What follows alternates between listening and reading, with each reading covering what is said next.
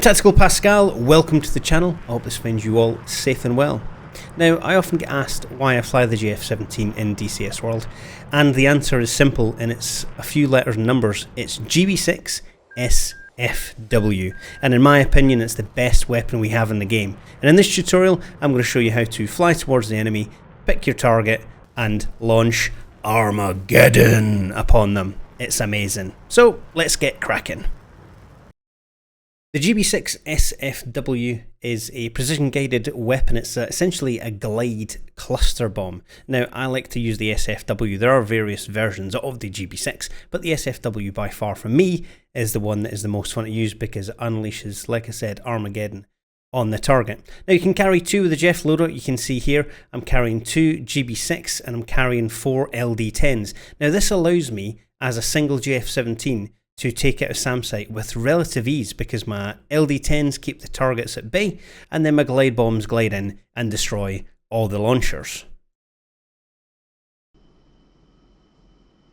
So here we are in our trusty JF-17. Now the first thing I'm going to do is go to the external and then we can see what we have loaded already. So we've got a couple of PL5s and a Sentinel fuel tank. So what we're going to do to get our big bada booms on is talk to the ground crew. So F8 rearm refuel. Now we're going to put them on pylon 3. Now the loadout I'll have here would be something similar to what I do for Seed. So I'm going to go air ground missiles and then I'm going to take the GB6-SFW. It's a cluster munition and it is my favourite weapon in DCS. Now on the outer wing pylons we're going to have our air ground missiles. We're going to take 2 LD10s on each one. Request rearming. So basically the LD10s is our Seed, so that's our Jeff Harm in essence, and the GB6 is our CBU-97 times many. It's absolutely brilliant. So we'll get that loaded up, and then what we're going to do is update our data cartridge because obviously we need to change the weapons configuration in the aircraft's computer. But before we do that, the easiest way to do a pre-planned run in the JF, if you know where the target is, so I've got some targets set up here, if you know where the target is, all you need to do is zoom in and then put a pre-planned waypoint. So go up to the top, select a marker, drop it in, and you're going to call it PP1. Now when I reload the data cartridge, this will go in as DST number 36, so my steer point number 36. So first thing I need to do, now we've got the weapons loaded on board, look at the size of the bad boys. What we're going to do is open the cockpit, and then we're going to speak to the ground crew. Let's eject our data card's not in there. So we will tell them update the DTC data. Copy. Updating DTC now. Warning. And we're getting our little Betty saying warning because the canopy's open. That's like the warning light. Complete. So the update's complete. We can close the cockpit, and I'll put the data cartridge back in its slot on the right hand side. Warning. Cockpit closed, hermetically seal. Now DTC is locked. I'm going to select all and enter. Now this is going to load up our new configuration, and we'll get a warning because the config won't be correct. So any second now we'll have warning and then config. There it is. So we switch it down to AG. So the weapons are loaded, the DTC is locked, transfer is nearly complete. There we go, transfer is complete. So now if I go to air to ground mode, we can see here our weapon selected. Now we will go for our GB6. So target of opportunity GB6. Now at the moment there's not much I can do with it because I don't have our master arm on. So we can see here it's target of opportunity. I don't want that. I want pre-planned. Now we can see here it's automatically given a steer point up towards that PP1 that we entered. This is because of the data cartridge and it goes there channel 36. So if I look at my DST channel, we can see here 352451 north, 0340304 east. Now that's that position there, 352450 north, 340304 east. Easy peasy. So our weapon, it's also mirrored here, our target coordinates. So that's how we do pre-plan. Now if you wanted to do it manually, so let's say we want to do number 37. So what I'm going to do is check my DST and change that to 37. Now here it's flashing, there's no data. So I'm going to choose a different point. So I'll choose further up here. I'll choose right on top of this BMP. So I'm going to write down from the top there 352453 north, and then we've got 0340304 east. In fact, let me change it to decimal minutes so it's more accurate. 3524888 north, and then we've got 340306 east, and elevation is 306 feet. Good idea with the Jeff to have a pen and paper handy. So DST-37 here is flashing. I need to program that. So we're going to click in and we'll have 3524888 north. And then our easting, we have 0340306 enter.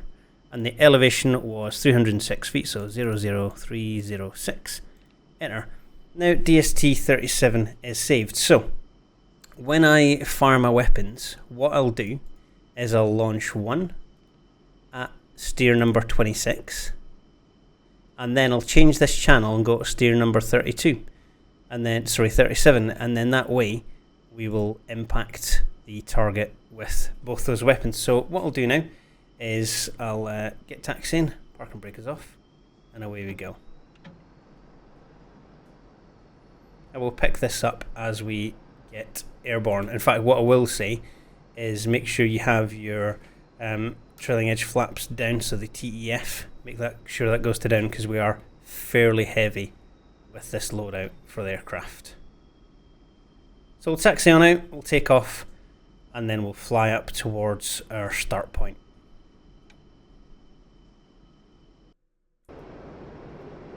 Okay, so now we're airborne, we need to start the alignment process. So the weapon at the moment is off. What we need to do is go master arm to on, and we'll see here it's on standby. So the weapon itself is powering up, it's armed, but now we have a delay of 3 minutes and 26 seconds.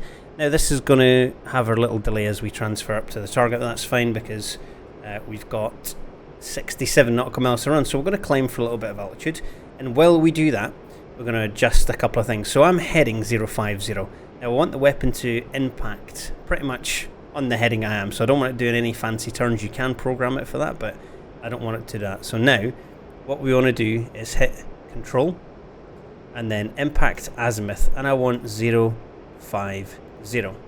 Now we'll see here we have a little semicircle, a little arch rather.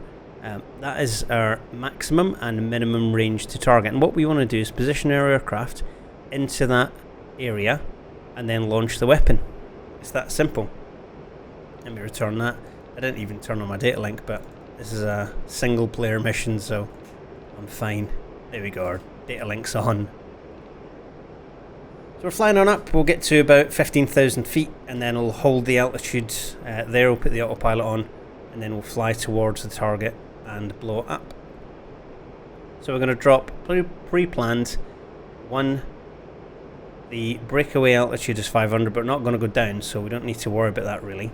It's a direct fuse. I don't want a delay, I want a direct fuse. Impacting at 050.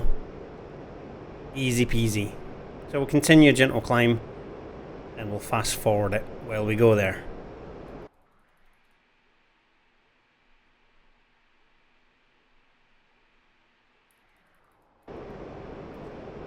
Right, getting close to the altitude I want, so autopilot. Up to 15,000. Now we can see here we have 1 minute to go before the weapon is aligned. Now you can align these on the ground, you can turn on your master arm as soon as you are ready. What we can also do is, for a bit of situation awareness, to put our map onto map, turn it on, and then we'll go to 30 degrees azimuth sweep there. And our target is going to be up ahead somewhere. I will find it later on. So we've still got 50 miles to go. Right, let's zoom the map out a little bit. I'll go back up to 60. So our target is going to be around here somewhere. So let's zoom in a little bit. Zoom in again. Zoom in again. No, too far for that zoom. Okay, so 10 seconds to go, our weapon's nearly armed. So it's these two on the inner pylons here. There we go, autopilot's leveled. Now they are quite slow weapons, so when you do release them, obviously you're going to be flying faster than the bombs, so it's a good idea to release them then break away. But they're good against SAM sites, however the SAM sites will take them out. That's why we carry our LD-10s with us, because we've now got 4 harms that we can, essentially a harm, that we can take out any surface air missile sites that may bother us.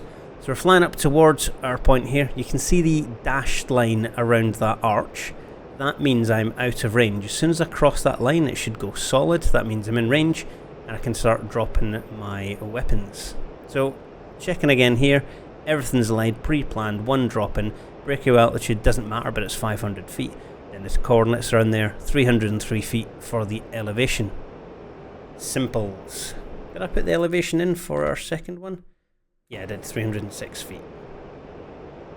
The other one's at 303 feet. Now, I want to drop that in the middle. So we're just going to keep flying out, and then when we get in range, I'll unpause it, I'll slow it down again.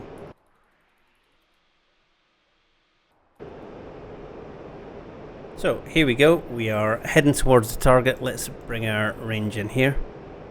So, we're going to get ready to drop, so it's just the weapon pickle button. Everything's ready to go. We have the ready symbol here. 11.8 miles away, so we're going to drop. As long as we're inside this arched area, the weapon is in parameters to hit the target that we want. So should go solid when we cross over. Sometimes it doesn't. There we go, it's solid, so that's 1 away. Now the second one, we wanted it to go to 37. Second one away. Now straight away I'm going to bring my autopilot off, start to bank away, autopilot can go back on, and then we go to the bomb. So what it's doing there, it's turned slightly left from where I was flying. That's because I've told it to come inbound on that azimuth heading of 050. So it'll fly to the left to pick up that line, and then it's going to turn right and then fly in on azimuth. There he goes, flying in on azimuth 050. So if you had terrain that you wanted to avoid, things like that, you could bring it in so it can avoid it. Fast forward as it goes towards, and then we'll hit Control F11 and we'll see the destruction of this weapon. So there he goes, it's opened right above the target where we want it to go. So little cluster munitions are dropping down there.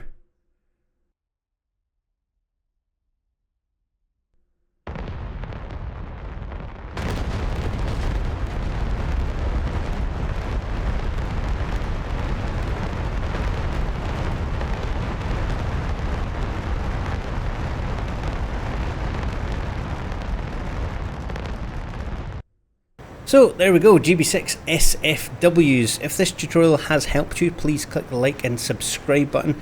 It's going to help the channel grow, and then I can make more content for you lovely people. If you do want to come and join us at Tactical DCS, I'll stick a link in the description below. We've got our training servers up 24/7. We've got operation servers on as well, and we've got those servers in Europe and in the US. Come and join us, it'd be great to fly with you. Right, I'm off to blow up more things with my SFWs. Till next time, Tactical Pascale, out.